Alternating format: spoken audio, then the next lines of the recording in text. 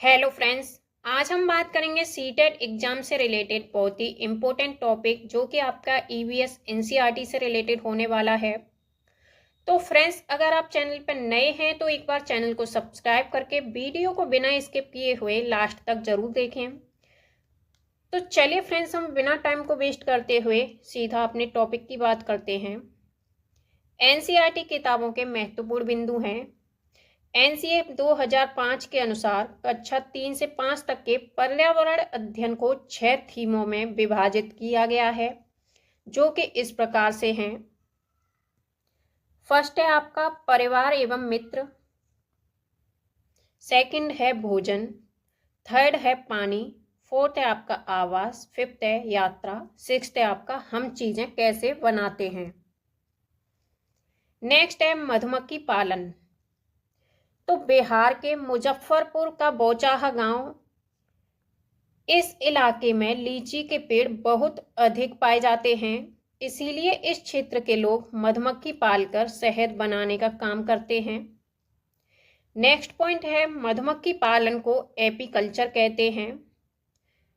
अक्टूबर से दिसंबर मधुमक्खी के अंडे देने का समय होता है।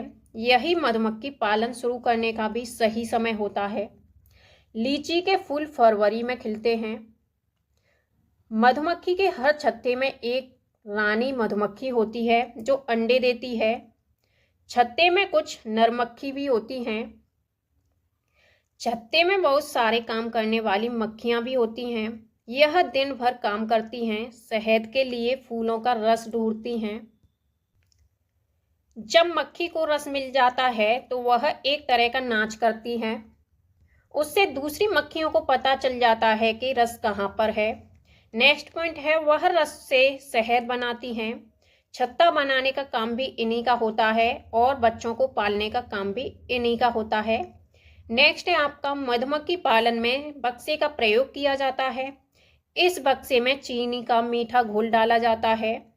नेक्स्ट है आपका नर मक्खी छत्ते के लिए कुछ खास काम नहीं करती। मधुमक्खी के डंक में फार्मिक अम्ल होता है। अब है आपका चींटियां। तो चींटियां मिलजुल कर रहती हैं और चींटियों का काम बटा हुआ होता है। रानी चींटी अंडे देती है। सिपाही चींटियां बिल का ध्यान रखती हैं। काम करने वाली चींटियां भोजन ढूंढकर बिल तक ले जाती हैं। नेक्स्ट पॉइंट है चींटियां चलते समय जमीन पर कुछ ऐसा छोड़ती हैं जिसे सूंघकर पीछे आने वाली चींटियों को रास्ता आसानी से मिल जाता है। आपको नोट करके लिखना है दीमक और ततैये भी समूह में रहते हैं। जैसे चींटियां आपकी मिलजुल करके रहती हैं, वैसे दीमक और ततैये भी समूह में रहते हैं। नेक्स्ट है आपका रेशम का कीड़ा।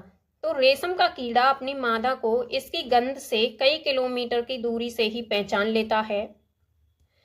अब है मच्छर। तो मच्छर हमारे शरीर की गंध, खासकर पैरों के तलवों की और हमारे शरीर की गर्मी से हमें ढूंढ लेते हैं। मच्छर पानी में अंडे देते हैं। डेंगू, मलेरिया, चिकनगुनिया बीमारी मच्छरों के द्वारा फैलती है। रुके हुए पानी में या इकट्ठा हुए पानी में मलेरिया के मच्छर पैदा होते हैं। इसीलिए मच्छरों के प्रजनन को रोकने के लिए पानी में तेल डालना उचित रहता है। इससे पानी का पृष्ठ तनाव कम हो जाता है और ऑक्सीजन की आपूर्ति रुक जाती है, जिससे मच्छर का लार्वा मर जाता है। नेक्स्ट है आपका कुत्ता। तो कुत्तों की गलियों में अपनी जगह बटी हुई होती है। एक कुत्ता दूसरे कुत्ते के मलमूत्र की गंध से जान लेता है कि उसके इलाके में बाहर का कुत्ता आया हुआ था। नेक्स्ट है चूहा। तो चूहों की देखने की क्षमता कम होती है, लेकिन इनके सूंघने, छूने और टेस्ट करने की क्षमता अधिक होती है। अब है आपका उल्लू। तो उल्लू अपनी गर्दन पीछे तक घुमा सकता है। नेक्स्ट है मैना। तो मैना झटके से अपनी गर्दन आगे पीछे करती है। अब है चीलबाज और गिद्ध। तो चीलबाज और गिद्ध हमसे 4 गुना अधिक दूरी तक देख पाते हैं।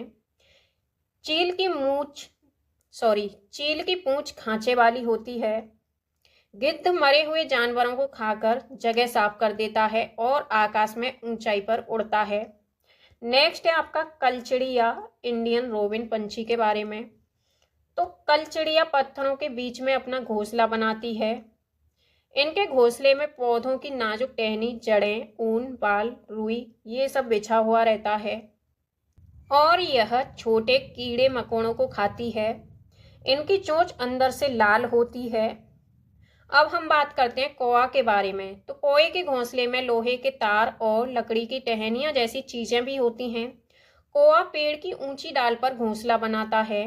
कोयल अपना घोंसला नहीं बनाती, वह कौए के घोंसले में अंडे देती है। कौआ अपने अंडों के साथ साथ कोयल के अंडों को भी सेता है। नेक्स्ट है फाख्ता के बारे में। फाख्ता कैक्टस के कांटों के बीच या मेहंदी की मेड़ में अपना घोंसला बनाती है। अब है गौरैया। तो गौरैया अलमारी के ऊपर, आईने के पीछे अपना घोंसला बनाती है। नेक्स्ट है बसंत गौरी। तो बसंत गौरी यह गर्मियों में टुक टुक करती रहती है। पेड़ के तने में गहरा छेद बना करके उसमें अंडे देती रहती है। नेक्स्ट है कबूतर। तो कबूतर पुराने मकान या खंडहर में घोंसला बनाते हैं। अब है दर्जन चिड़िया। दर्जन चिड़िया अपनी नुकीली चोंच से पत्तों को सी लेती है और उनसे एक थैली सी बना लेती है और उसमें अंडे देती है। नेक्स्ट है शक्करखोरा। शक्करखोरा किसी छोटे पेड़ या झाड़ी की डाली पर अपना लटकता हुआ घोंसला बनाती है। इसका घोंसला बाल, मकड़ी के जाले, पतली टहनियां, बारीक घास, सूखे पत्ते, रुई, पेड़ की छाल के टुकड़ों और कपड़ों के चीथड़ों से बना हुआ होता है। नेक्स्ट बात करते हैं नर बीवर पक्षी के बारे में। तो नर बीवर पक्षी अपने घोंसले बनाते हैं। मादा बीवर उन सभी घोंसलों को देखती है, फिर उनमें से जो घोंसला सबसे ज्यादा पसंद आता है उसमें ही वह अंडे देती है। नेक्स्ट है पंछी। तो पंछी केवल अंडे देने के लिए घोंसला बनाते हैं। जब अंडों से बच्चे निकल जाते हैं तो वह घोंसला छोड़ करके उड़ जाते हैं। घोंसला छोड़कर पक्षी अलग अलग जगह चले जाते हैं, पेड़ों पर, जमीन पर और पानी में। अधिकतर पक्षियों की आंखें उनके सिर के दोनों तरफ होती हैं। पक्षी एक ही समय में दो अलग अलग चीजों पर एक साथ देख लेते हैं, यानी उन पर नजर डाल लेते हैं। जब अलग अलग चीजों पर केंद्रित करते हैं तो उनका देखने का दायरा बढ़ जाता है और जब ये बिल्कुल सामने देखते हैं तो इनकी दोनों आंखें एक ही चीज पर होती हैं। ज्यादातर पक्षियों की आंखों की पुतली घूम नहीं सकती, वह अपनी गर्दन घुमाकर ही आसपास देखते हैं। पक्षियों के पंख उन्हें उड़ने में मदद करते हैं और उन्हें गर्माहट भी देते हैं। उनके नए पंख आते रहते हैं और पुराने झड़ते रहते हैं। कुछ पक्षी अलग अलग खतरों के लिए अलग अलग आवाजें निकालते हैं, जैसे कि उड़कर आने वाले दुश्मन के लिए एक तरह की आवाज और जमीन पर चलकर आने वाले के लिए दूसरी तरह की आवाज निकालते हैं। पक्षियों के कान दिखते नहीं हैं, लेकिन इनके सिर के दोनों तरफ छोटे छोटे छेद होते हैं जो पंखों से ढके हुए रहते हैं। पक्षी इन्हीं की मदद से सुनते हैं। अब है आपका हाथी। तो हाथी को पानी और कीचड़ में खेलना बहुत पसंद होता है, इससे उसके शरीर को ठंडक मिलती है। हाथी के कान पंखे जैसे होते हैं। गर्मी लगने पर हाथी अपने कान हिला करके हवा भी करते हैं। 3 महीने के हाथी 200 किलोग्राम वजन का होता है। एक बड़ा हाथी दिन में 100 किलोग्राम से ज्यादा पत्ते और झाड़ियां खा लेता है। हाथी बहुत ही कम आराम करता है, एक दिन में केवल 2 से 4 घंटे सोता है। हाथी परेशानी आने पर एक दूसरे की मदद भी करते हैं। अब हम बात करते हैं हाथी के झुंड के बारे में। तो झुंड में केवल हथिनियां और बच्चे ही रहते हैं। झुंड की सबसे बुजुर्ग हथिनी ही पूरे झुंड की नेता होती है। नेक्स्ट है, इस झुंड में 10 या 12 हथिनी और बाकी बच्चे होते हैं। 14-15 साल तक हाथी झुंड में रहते हैं, फिर वह झुंड छोड़ करके चले जाते हैं। अब है नेक्स्ट स्लॉथ। तो स्लॉथ देखने में भालू की तरह होते हैं, पर ये भालू से अलग होते हैं। ये दिन में करीब 17 घंटे पेड़ों से उल्टे लटक कर आराम से सोते रहते हैं। ये सप्ताह में एक बार सोच के लिए पेड़ से नीचे उतरते हैं। जिस पेड़ में रहते हैं, यानी जिस पेड़ पर स्लॉथ रहता है, उसी के पत्ते खा करके अपना पेट भरता है। 40 वर्ष के अपने जीवन काल में ये सिर्फ 8 पेड़ों पर ही घूमते हैं। यानी स्लॉथ का जो जीवन काल होता है वो 40 वर्ष का होता है। नेक्स्ट है आपका बाघ। तो बाघ अंधेरे में हमसे 6 गुना बेहतर देख पाते हैं। बाघ की मूंछें हवा में हुए कंपन को भांप लेती हैं, जिससे उसे शिकार का सही स्थिति का पता चलता है और इससे वो अंधेरे में रास्ता भी ढूंढ लेते हैं। बाघ अपने इलाके में मूत्र करके अपनी गंध छोड़ता है, दूसरा बाघ इस गंध को तुरंत पहचान लेता है। नेक्स्ट पॉइंट है बाघ मौके के अनुसार अपनी आवाज बदलता रहता है। बाघ का घुर्राना 3 किलोमीटर दूर तक सुनाई देता है। बाघ के दोनों कान बाहर की आवाज इकट्ठा करने के लिए अलग अलग दिशाओं में बहुत ज्यादा घूम जाते हैं। बाघ हवा से पत्तों के हिलने और शिकार के झाड़ियों में हिलने से हुई आवाज के अंतर को तुरंत भांप लेते हैं। अब हम बात करते हैं सांप के बारे में। तो हमारे देश में केवल 4 तरह के ही जहरीले सांप होते हैं। इनके नाम हैं नाग, करेंत, दोबोइया तथा अफाई। जब सांप किसी को काटता है तो उसके 2 खोखले जहर वाले दांतों से उस व्यक्ति के शरीर में जहर चला जाता है। इस जहर से बचने के लिए उस व्यक्ति को सीरम नाम की दवाई दी जाती है, जो सांप के जहर से ही बनाई जाती है। सांप के दांत नुकीले होते हैं, लेकिन वह अपने शिकार को चबा करके नहीं खाता, बल्कि पूरा निगल के खा जाता है। नेक्स्ट है आपका सांप के बाहरी कान नहीं होते, वह जमीन पर हुए कंपन को ही सुन पाता है। सपेरों को कालबेलिया भी कहते हैं। कालबेलिया नाच में सांप जैसी मुद्राएं होती हैं। आपसे एक क्वेश्चन बनता है कि कालबेलिया नाच कहाँ का फेमस है। तो कालबेलिया जो डांस है आपका राजस्थान राज्य का फेमस डांस है। नेक्स्ट है आपका लंगूर। तो जंगल में ऊंचे पेड़ पर बैठा लंगूर अपने पास आती मुसीबत को देखकर एक खास आवाज निकालकर अपने साथियों को संदेश देता है और उन्हें चौकन्ना करता है। अब हम बात करते हैं मगरमच्छ के बारे में। तो मगरमच्छ के छोटे छेद जैसे कान होते हैं, लेकिन उसके कान आसानी से दिखाई नहीं देते। अब है छिपकली। तो छिपकली के भी छोटे छेद जैसे कान होते हैं। नेक्स्ट है मछलियाँ। तो खतरों की चेतावनी एक दूसरे को बिजली तरंगों से देती हैं। अब है डॉल्फिन। डॉल्फिन भी अलग अलग तरह की आवाज़ निकालती है और एक दूसरे से बात करती है। नेक्स्ट है आपका गिलहरी।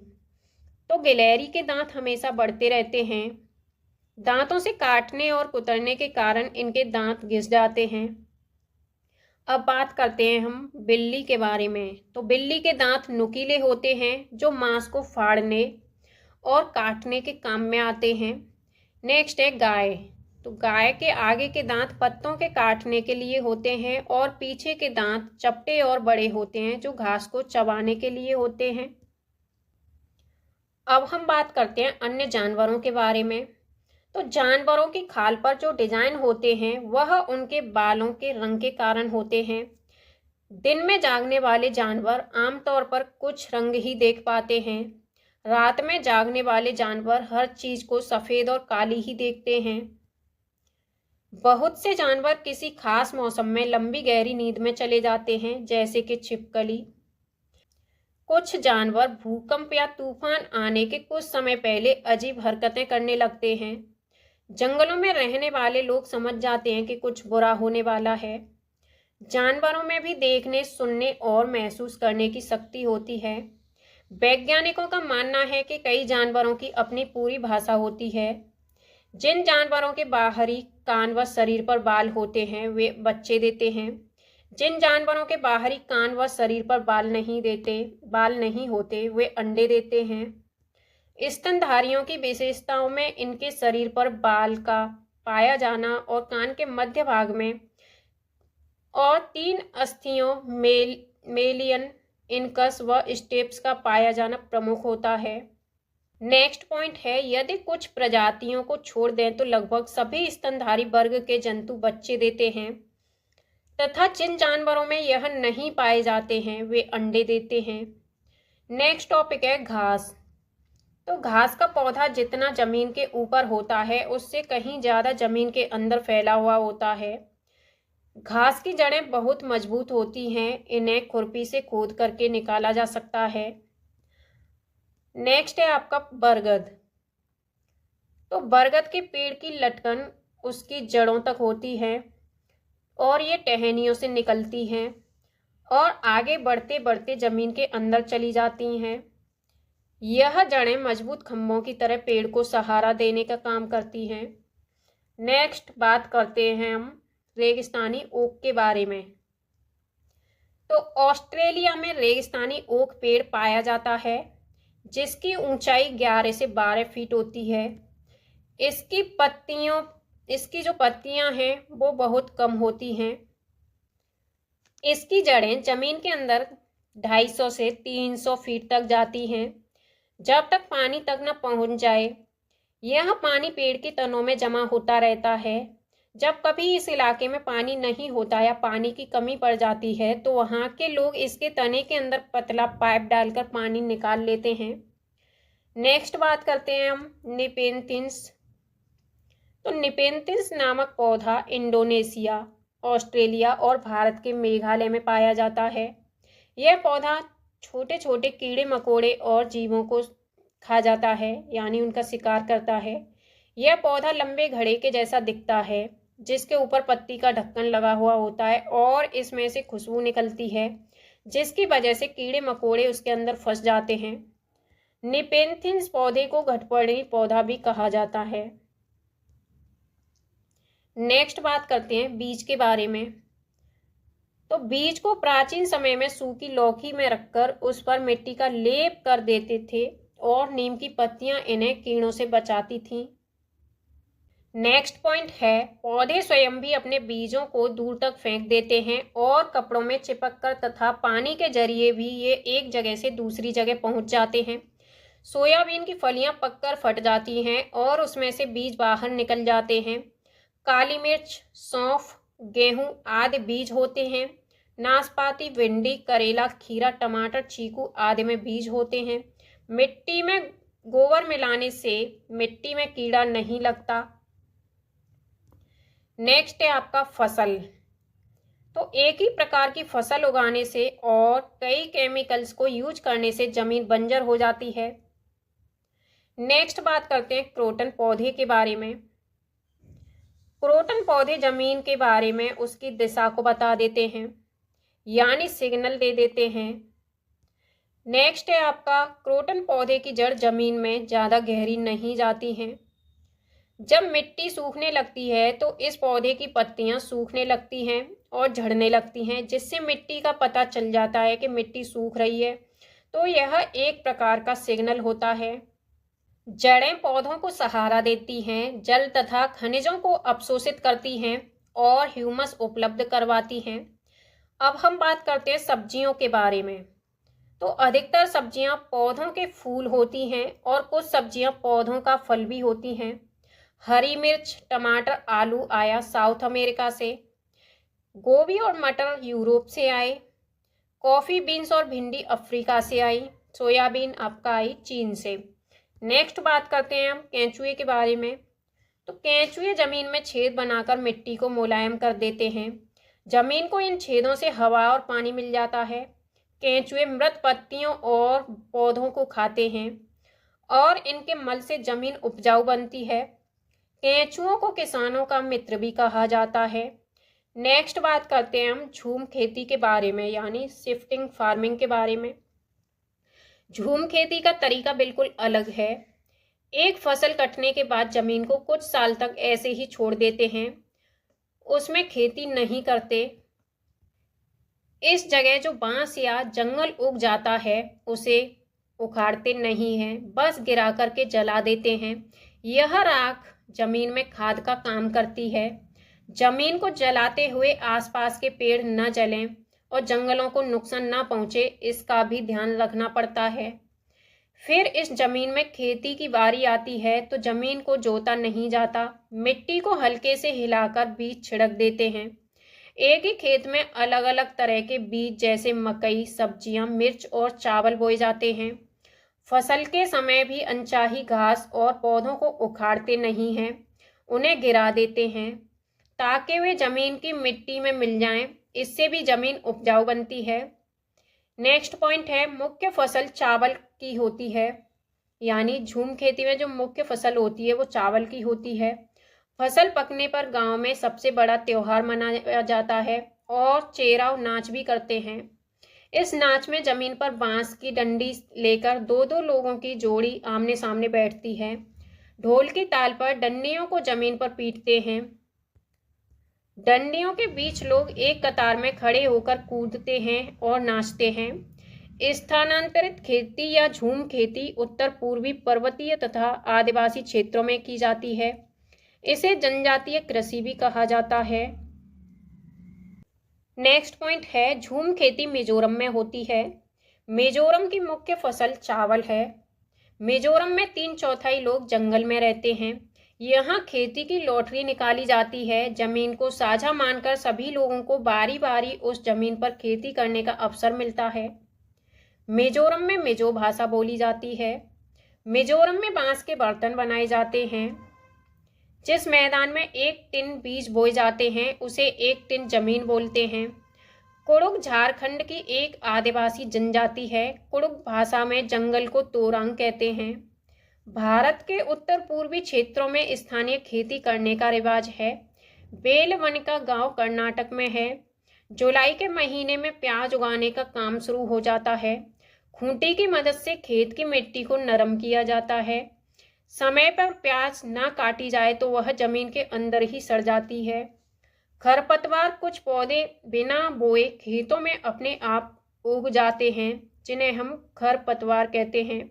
इन्हें निकालना जरूरी होता है, नहीं तो सारा खाद और पानी ये ही ले लेते हैं और फसल कम होने लगती है। टॉपिक है हमारा स्कूल जाना। तो बच्चे किस प्रकार से स्कूल जाते हैं। बांस और रस्सी के पुल का उपयोग कहाँ पर किया जाता है। तो बांस और रस्सी के पुल का प्रयोग किया जाता है आपका असम राज्य में। नेक्स्ट है आपका ट्रॉली। ट्रॉली का यूज किया जाता है आपका लद्दाख में। नेक्स्ट है आपका सीमेंट का पुल। सीमेंट का पुल सामान्य क्षेत्र या फिर समतल या फिर पानी के ऊपर बनाया जाता है। नेक्स्ट है बल्लम लकड़ी, जो कि केरल में पाई जाती है। ये लकड़ी की एक छोटी नाव होती है। नेक्स्ट है ऊंट गाड़ी। ऊंट गाड़ी का प्रयोग आपका राजस्थान राज्य में किया जाता है। नेक्स्ट है बैलगाड़ी। बैलगाड़ी मैदानी इलाकों के गांव में। और आपका नेक्स्ट है रास्ते पथरीले और आसमान है। ये कहाँ पर, तो ये पाए जाते हैं आपका उत्तराखंड राज्य में। नेक्स्ट पॉइंट है, ज़्यादातर पंछियों की आँखें उनके सिर के दोनों तरफ होती हैं। नेक्स्ट है, पंछी एक ही समय में 2 अलग अलग चीज़ों पर नज़र डालते हैं। जब ये बिल्कुल सामने देखते हैं तब इनकी दोनों आँखें एक ही चीज़ पर होती हैं। ज़्यादातर पक्षियों की आँखों की पुतली घूम नहीं सकती, वे अपनी गर्दन घुमाकर ही आसपास देखते हैं। नेक्स्ट है, पक्षी जब दोनों आँखें एक ही चीज़ पर केंद्रित करते हैं तो उन्हें चीज़ की दूरी का एहसास होता है, और जब अलग अलग चीज़ों पर केंद्रित करते हैं तो उनका देखने का दायरा बढ़ता है। नेक्स्ट पॉइंट है आपका चील, बाज और गिद्ध जैसे पक्षी हमसे 4 गुना दूरी से ही देख पाते हैं। नेक्स्ट है, जो चीज़ हमें 2 मीटर की दूरी से दिखाई पड़ती है वह चीज़ ये पक्षी 8 मीटर की दूरी से देख पाते हैं। नेक्स्ट है, एक पक्षी की आंखें उसके सिर पर होती हैं और उनके सिर के दोनों तरफ छोटे छोटे छेद जैसे कान होते हैं। इन्हीं की मदद से पक्षी सुनते हैं। नेक्स्ट पॉइंट है, छिपकली के भी छोटे छेद जैसे कान होते हैं। मगरमच्छ के भी छोटे छेद जैसे कान होते हैं, लेकिन हम उन्हें आसानी से देख नहीं सकते। जानवरों पर अलग अलग पैटर्न उनकी त्वचा पर बालों के कारण होते हैं। किसी जानवर के शरीर पर बालों के बिना कोई पैटर्न नहीं होता। ये क्वेश्चन आपका आया था सीटेट सितंबर 2016 वाले एग्जाम में। कान वाले जानवर और शरीर पर बाल होते हैं वे सभी जानवर जन्म देते हैं, यानी बच्चे देते हैं। नेक्स्ट है आपका शरीर के बाहर बिना कान या छेद वाले जानवर अंडे देते हैं। नेक्स्ट पॉइंट हम बात करते हैं, सबसे बड़ी मादा हाथी झुंड की मुखिया बन जाती है। झुंड में कोई नर हाथी नहीं होते, वे 14 या 15 साल की उम्र में झुंड को छोड़ देते हैं। नेक्स्ट पॉइंट है आपका, एक वयस्क हाथी एक दिन में 100 किलोग्राम तक पत्ते और टहनियाँ खा सकता है। नेक्स्ट है, हाथी दिन में केवल 2 से 4 घंटे सोते हैं। कीचड़ हाथी की त्वचा को ठंडा रखता है, यानी हाथी कीचड़ में खेलना अधिक पसंद करते हैं। उनके बड़े कान भी पंखे की तरह काम करते हैं, वे खुद को ठंडा रखने के लिए उन्हें फड़फड़ाते हैं, जिससे हाथी के शरीर को ठंडक मिलती है। नेक्स्ट है, झुंड में 10 से 12 मादा हाथी और बच्चे होते हैं। नेक्स्ट पॉइंट है, खेजड़ी गांव राजस्थान में जोधपुर के पास है। लगभग 300 साल पहले इस गांव के लोगों को बचाया था। नेक्स्ट पॉइंट है, खेजड़ी गांव के लोग बिश्नोई कहलाते थे। खेजड़ी का पेड़ ज़्यादा पानी के बिना बड़ा हो सकता है। यह फलियां देता है और कीड़ों से प्रभावित नहीं होता। बिहार के मुजफ्फरपुर जिले में बोचाहा गांव है। मधुमक्खियां अक्टूबर से दिसंबर तक अपने अंडे देती हैं, यानी मधुमक्खियों के अंडे देने का सही समय माना जाता है अक्टूबर से दिसंबर। अब बात करते हैं नेक्स्ट पॉइंट की। प्रत्येक मधुमक्खी के छत्ते में एक रानी मधुमक्खी होती है जो अंडे देती है। छत्ते में केवल कुछ नर होते हैं। छत्ते में अधिकांश मधुमक्खियां श्रमिक होती हैं। श्रमिक के रूप में नर मधुमक्खियों की कोई विशेष भूमिका नहीं होती। ट्रेन कच्छ गुजरात में गांधीधाम से शुरू होती है। गुजरात का खाना है आपका ढोकला चटनी, नींबू वाले चावल, वो भी मिठाई के साथ। मडगांव आपका गोवा में है। कोझिकोड से केरल तक के मार्ग में कुल 2000 पुल और 92 सुरंगें हैं। कोझिकोड दक्षिण भारत में केरल राज्य में मालाबार तट पर एक शहर है। इसे कालीकट के नाम से भी जाना जाता है। गुजरात से केरल के रास्ते में ट्रेन पार करती है। महाराष्ट्र, गोवा, कर्नाटक, फिर भारतीय राज्य केरल पहुंचती है। यहाँ की भाषा है, जो भाषा यहाँ बोली जाती हैं वो कौन कौन सी भाषा कौन से राज्य में बोली जाती हैं। मलयालम आपकी केरल में बोली जाती है। कोंकणी कर्नाटक, महाराष्ट्र, गोवा और केरल के कुछ हिस्सों में बोली जाती है। मराठी भाषा आपकी महाराष्ट्र, गोवा, दमन और दीव, दादरा और नागर हवेली। गुजराती आपका गुजरात में बोली जाती है। कन्नड़ बोली जाती है आपकी कर्नाटक, आंध्र प्रदेश, तमिलनाडु और आपका महाराष्ट्र में। नेक्स्ट पॉइंट है, फेरी केरल में उपयोग की जाने वाली एक नाव है। इसका जो विवरण आप ट्रेन टिकट पर पा सकते हैं। इसमें आपका ट्रेन नंबर, यात्रा की शुरुआत की तारीख, बर्थ और कोच संख्या, किराया यानी टिकट की लागत, दूरी वो भी किलोमीटर में, ये सभी आपका इस पर लिखी हुई हो सकती हैं। क्वेश्चन बनता है आपका, ट्रेन टिकट पर PNR दिखाता है तो क्या क्या दिखाता है। ऑप्शन है आपके यात्री संख्या रिकॉर्ड, सेकंड ऑप्शन है यात्री का नाम रिकॉर्ड, थर्ड ऑप्शन है व्यक्तिगत नाम रिकॉर्ड, फोर्थ ऑप्शन है व्यक्तिगत कार्ड संख्या। तो ट्रेन टिकट पर PNR क्या दिखाता है, तो व्यक्तिगत नाम रिकॉर्ड ये दिखाता है। ऑप्शन सी इसका सही होगा। एक और क्वेश्चन बनता है आपका ट्रेन टिकट से रिलेटेड, वो इस प्रकार से है, आरक्षित रेल टिकट से निम्नलिखित में से कौन सी जानकारी प्राप्त की जा सकती है। बुकिंग की तारीख और समय, यात्रा शुरू होने की तारीख और समय, कोच नंबर, बर्थ नंबर और किराया, यात्रियों का नाम, आयु और लिंग, नाम, बोर्डिंग स्टेशन और अंतिम स्टेशन के साथ ट्रेन नंबर, गंतव्य पर पहुंचने की तिथि और समय। तो ये जो ऑप्शन दिए हैं आपके पॉइंट में ABCD, इसके अकॉर्डिंग आपका कौन सा सही होगा, तो पॉइंट नंबर बी आपका सही होगा। ऑप्शन नंबर बी सही होगा। इसमें आपके चारों पॉइंट्स सही दिए हैं, जैसे कि A, B और C, D। नेक्स्ट टॉपिक है आपका कर्णम मल्लेश्वरी के बारे में। तो पॉइंट है आपका, क्या तुमने अखबार में इनके बारे में पढ़ा है। कर्णम मल्लेश्वरी एक वेट लिफ्टर जिसे हम कहते हैं भारोत्तोलक, ये आंध्र प्रदेश की रहने वाली हैं। इनके पापा पुलिस में हवलदार हैं। जब ये 12 साल की थी तभी से वजन उठाने का अभ्यास करने लगी। अब वे एक बार में 130 किलोग्राम तक वजन उठा लेती हैं। कर्णम मल्लेश्वरी ने भारत के बाहर 29 मेडल जीते हैं। उनकी 4 बहनें भी रोज वजन उठाने का अभ्यास करती हैं।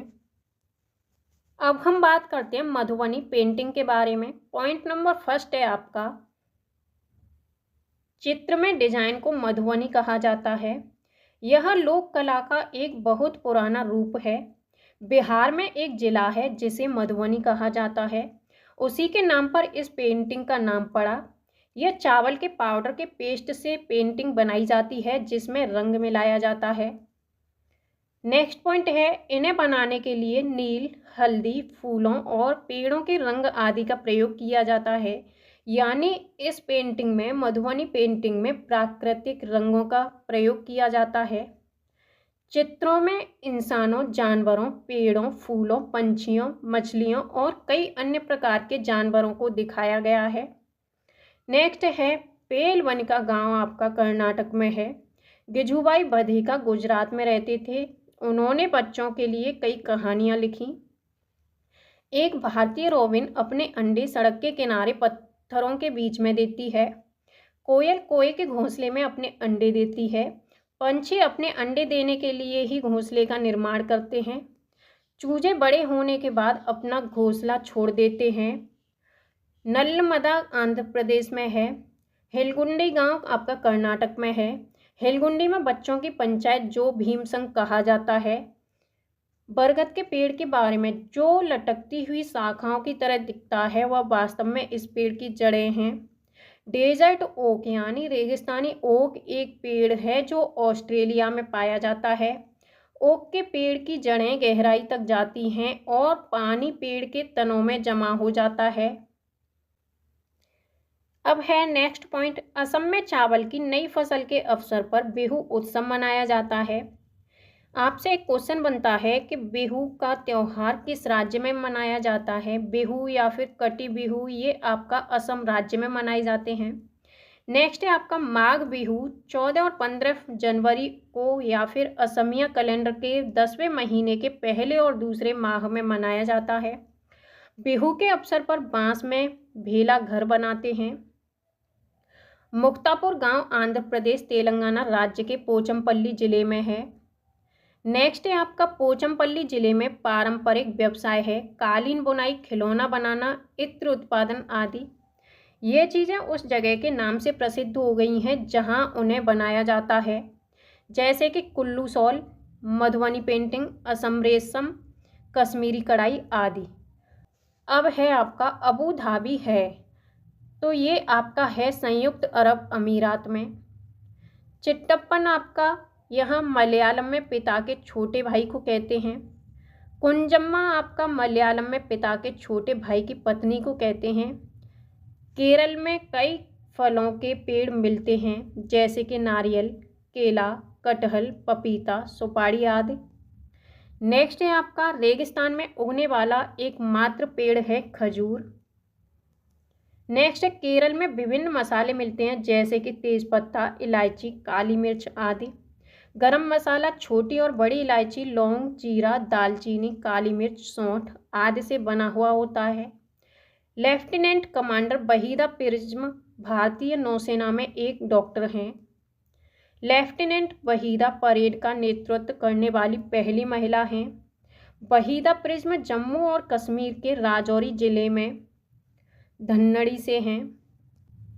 अब है नेक्स्ट पॉइंट, परेड में कुल आदेशों की संख्या 36 होती है। प्रिज्म ऐसा कांच होता है जो 7 रंग दिखाता है। तिब्बती, जिसे भोटी भी कहा जाता है, लद्दाख में बोली जाने वाली ये एक भाषा है। भोटी भाषा में माँ को आमाले कहा जाता है। भोटी भाषा में पिता को आवाले कहा जाता है। रेशम का कीड़ा अपनी मादा कीड़ा को उसकी गंध से कई किलोमीटर की दूरी से पहचान लेता है, यानी ढूंढ सकता है। चींटियां चलते समय जमीन पर कुछ ऐसा पदार्थ छोड़ती हैं जिसे सूंघकर पीछे आने वाली चींटियों को रास्ता आसानी से मिल जाता है। मच्छर हमारे शरीर की गंध, खासकर पैरों के तलवों की, और हमारे शरीर की गर्मी से हमें ढूंढ लेते हैं। सड़कों पर कुत्तों की अपनी जगह बटी हुई होती है। एक कुत्ता दूसरे कुत्ते के मलमूत्र की गंध से जान लेता है कि उसके इलाके में बाहर का कुत्ता आया हुआ है। जैसे हमें इतने सारे रंग दिखाई देते हैं, उतने रंग जानवरों को दिखाई नहीं देते। आमतौर पर माना जाता है कि दिन में जागने वाले जानवर कुछ रंग देख पाते हैं। रात में जागने वाले जानवर हर चीज को काली और सफेद ही देख पाते हैं। सांप के बाहरी कान नहीं होते, जमीन पर हुए कंपन को ही वह महसूस कर पाता है। जंगल में ऊंचे पेड़ पर बैठा लंगूर पास आती मुसीबत जैसे शेर चीता को देख के एक खास आवाज निकालकर अपने साथियों को संदेश देता है। नेक्स्ट है आपका, कुछ पक्षी अलग अलग खतरों के लिए अलग अलग आवाजें निकालते हैं। जैसे उड़कर आने वाले दुश्मन के लिए एक अलग तरह की आवाज़ और ज़मीन पर चलकर आने वाले के लिए दूसरी तरह की आवाज़ निकालते हैं। मछलियाँ खतरों की चेतावनी एक दूसरे को बिजली तरंगों से देती हैं। कुछ जानवर भूकंप या तूफान आने से कुछ समय पहले अजीब हरकतें करने लगते हैं। जो लोग जंगल में रहते हैं वे जानवरों के इस व्यवहार को समझते हैं। वे जान लेते हैं कि भूकंप आने वाला है या कुछ अनहोनी होने वाली है। सन 2004 दिसंबर में आए सुनामी से कुछ समय पहले जानवरों के अजीब व्यवहार और उनके द्वारा दी गई चेतावनी भरी आवाज़ों को अंडमान की एक खास आदिवासी जाति समझ गई। उन्होंने वह इलाका खाली कर दिया। इस प्रकार इस जाति के लोग सुनामी के कहर से अपनी जान बचा पाए। डॉल्फिन भी एक अलग अलग तरह की आवाज़ें निकालती हैं और एक दूसरे से बात करती हैं। वैज्ञानिकों का यह मानना है कि कई जानवरों की अपनी पूरी भाषा है। स्लॉथ भालू के जैसे दिखते हैं पर भालू नहीं होते। ये दिन के करीब 17 घंटे पेड़ों से उल्टे सिर लटकाकर मस्ती से सोते हैं। नेक्स्ट पॉइंट है, ये जिस पेड़ पर रहते हैं उसी के पत्ते खाते हैं। लगभग 40 वर्ष के अपने पूरे जीवन में ये मुश्किल से 8 पेड़ों पर घूमने की तकलीफ उठाते हैं। ये सप्ताह में एक बार ही सोच करने के लिए पेड़ से नीचे उतरते हैं। बाघ की मूछें हवा में हुए कंपन को भांप लेती हैं और उसे शिकार की बिल्कुल सही स्थिति का पता चल जाता है। बाघ की मूछों से उन्हें अंधेरे में रास्ता ढूंढने में काफ़ी मदद मिलती है। बाघ अपने इलाके में मूत्र करके अपनी गंध छोड़ जाते हैं। यह इलाका कई किलोमीटर बड़ा हो सकता है। एक बाघ किसी दूसरे बाघ के मूत्र की गंध से एक दूसरे को पहचान लेते हैं। बाघ मौके के अनुसार अपनी आवाज़ बदलता रहता है। गुस्से में, कराहने में, गुर्राने में अलग अलग आवाज़ और बाघिन को बुलाना हो तो अलग आवाज़ निकालते हैं। बाघ का गुर्राना 3 किलोमीटर दूर तक सुना जा सकता है। बाघ हवा में पत्तों के हिलने और शिकार के झाड़ियों में हिलने से हुई आवाज़ में अंतर को भांप लेता है। बाघ के दोनों कान बाहर की आवाज़ इकट्ठा करने के लिए अलग अलग दिशाओं में बहुत ज़्यादा घूम जाते हैं। नेक्स्ट पॉइंट है, बाघ इतना सतर्क जानवर है लेकिन इस सब के बावजूद आज वह खतरे में है। हाथी को उसके दांतों के लिए मार दिया जाता है। गैंडे को सींग के लिए मार दिया जाता है। शेर, मगरमच्छ और सांप को उनकी खाल के लिए मार दिया जाता है। कस्तूरी हिरण को थोड़ी सी खुशबू के लिए मार दिया जाता है। हमारे देश में बाघ और अन्य कई जानवरों की गिनती इतनी कम हो गई है कि इनके लुप्त हो जाने का खतरा है। हमारे देश की सरकार इन्हें बचाने के लिए बहुत से जंगलों को सुरक्षा दे रही है, जैसे उत्तराखंड का Jim Corbett national park, Rajasthan के भरतपुर जिले में घाना। इन जंगलों में जानवरों का शिकार मना है। यहाँ लोग जानवरों या जंगल को कोई नुकसान नहीं पहुँचा सकते। सपेरे लोगों को कालबेलिया कहते हैं। कालबेलिया डांस आपका राजस्थान का फेमस है। कालबेलिया नाच में भी सांप जैसी मुद्राएं होती हैं। हमारे देश में पाए जाने वाले सांपों में से केवल 4 तरह के सांप ही जहरीले होते हैं, जैसे कि नाग, करेंत, दुबोइया, अफाई। सांप जब किसी को काटता है तो उसके 2 खोखले जहर वाले दांतों से उस व्यक्ति के शरीर में जहर चला जाता है। जहर के असर को खत्म करने वाली दवाई सीरम सांप के जहर से ही बनाई जाती है और यह दवाई सीरम सभी सरकारी स्वास्थ्य केंद्रों पर मिलती है। आमतौर पर हमारे पेट के अंदर का तापमान लगभग 30 डिग्री सेंटीग्रेड होता है। हमारे पेट का पाचक रस एसिड यानी अम्ल की तरह होता है। काला हांडी में सबसे अधिक चावल पैदा किया जाता है, फिर भी यहाँ के लोग भूखमरी का शिकार होते हैं। आत्रेयपुरम गांव आपका आंध्र प्रदेश में स्थित है। दी गई तालिका में एक तरफ खाने की कुछ चीज़ों के नाम दिए गए हैं और दूसरी तरफ उन्हें 1-2 दिन तक खराब होने से बचाने के कुछ घरेलू उपाय दिए गए हैं। तो आइए हम बताते हैं चीज़ें और घरेलू उपाय। तो दूध का क्या करते हैं हम? दूध को संरक्षित करने के लिए दूध को उबालते हैं। पके हुए चावल को एक कटोरे में डालकर पानी के बर्तन में रखते हैं। हरे धनिये को हम गीले कपड़े में लपेट करके रखते हैं। प्याज और लहसुन को हम खुले में रखते हैं और नमी से बचा करके रखते हैं। आचार से पहले यानी अचार रखने से पहले सीसी और कांच के जार को धूप में सुखाया जाता है ताकि सीसियों में से नमी निकल जाए।